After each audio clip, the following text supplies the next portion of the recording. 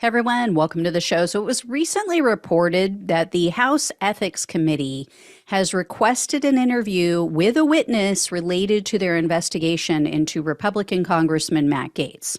And other members of the Republican Party are making it very clear the knives are out for Gaetz. So here's the deal. Here's what's new and going down. As I recently shared, the committee revived their investigation into allegations of Gaetz' drug use, also sex trafficking of a minor, among other things. The committee had shelved their investigation in deference to the Justice Department's probe. But after the DOJ announced that they had no intention of filing charges, the committee relaunched their investigation.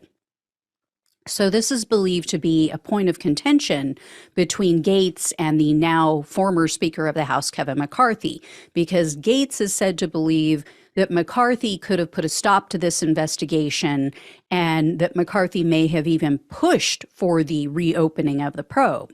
Now, I think Gaetz is probably right. Even though the Speaker of the House isn't supposed to have any power over the Ethics Committee, McCarthy denies it. He says he had nothing to do with it in the relaunching of the investigation. But then he also said that Gaetz, quote, would throw his country away to try to protect himself for what would come out as the truth. So it sure sounds like he knows something. Anyway, the committee has now issued a formal request to interview this unnamed witness. And so that signals that either the investigation is, at the very least, it's ongoing, but it's possibly ramping up. Now, no doubt this played a role in Gaetz' defense of former Congressman George Santos, because Gaetz voted against Santos' expulsion. And he argued on the House floor that, this sets a bad precedent to expel members, if they haven't been convicted of a crime yet. I mean, probably talking about himself.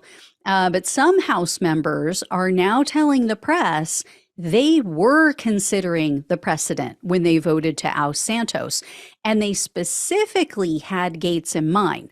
One House Republican spoke with USA Today, anonymously, of course, and this person said, quote, there were a number of people who voted to expel Santos with the express intent of thinking through the precedent there on what happens next. There was a lot of forethought about the precedent and what would happen when a report on Gaetz comes out. And then the House member said that Republicans are more excited about the thought of expelling Gaetz than they were with Santos. So I think, it's because Santos was their clown. I mean, at least he was fun. So, and he wasn't out allegedly having sex with minors. And then they basically insinuated that Gaetz' fellow Republicans are hoping that this ethics committee report will be damning. They're hoping there's something in there so they can get rid of him. And then another member who spoke also anonymously told USA Today, quote, if there's anything in there that's bad, I can guarantee people will have their fangs out. He is hated in our conference. If he comes back as guilty in this ethics thing, I think he's in trouble. And then other members told the news outlet that they're concerned that the committee will end up using this to remove members based on political or personality differences. That argument I find to be absolutely ridiculous. The committee is comprised of an equal number of Republicans and Democrats. They can't just make up ethics violations out of whole cloth. And this other argument that Gaetz is making is equally absurd. Why shouldn't someone be removed for egregious ethics and moral violations, or when there is clear-cut evidence of crimes, even prior to a conviction? Right? I mean, imagine how incredible our country would be if we had higher standards, especially for people in power. I mean, all Americans would have their every need met. Billionaires would not control the entire country if we actually set the bar higher, if we actually elected honest and principled people. It actually makes me sad to think about it and how far we've fallen from that ideal. ideal. It really is sad.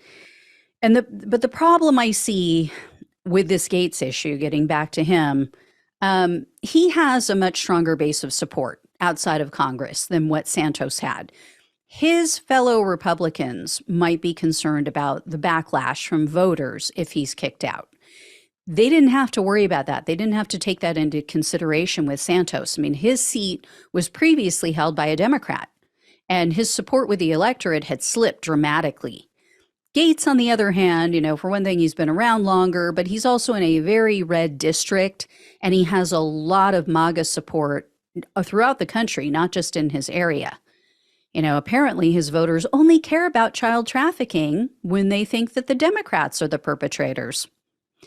Anyway, Gaetz, speaking of which, was just trolled about the allegations of child trafficking in public, which is just awesome. On Thursday of last week, Gaetz was delivering a speech. This was at a Republican-hosted party. It was a Christmas party in Ohio, and it was live streamed to Facebook. When his speech ended, there was a man with a GoPro camera who walked up to the mic, and he announced he had an award for Gaetz. So Gaetz goes up there, he's all excited. The man identified himself as, quote, Mike with the Strongville GOP. So that's an area in Ohio. Then he hands this award to Gaetz, and he congratulates him for, quote, your dedication using that money to allegedly pay underage girls to have sex with you. I mean, immediately the smile just drains off of Gaetz' face, and he was not happy. He was so pissed. And he just told the man, quote, oh, come on, man, you're so full of it. And then other people rushed up, and actually it looked like a security guard that grabbed him and forcefully shoved him and pushed him off the stage. So I don't know who this guy is, but he's my hero now. And I just love Gaetz being embarrassed publicly. Anyway, I'll let you know if I hear any more. Thank you all so much for watching and listening. Please like, share, and subscribe. If you can donate, that is awesome, or leave a one-time tip or super thanks, depending on what platform you're on. All links are below in the description box on YouTube and the podcast. Truly appreciate all of you. Love you all. Take care. Talk with you soon.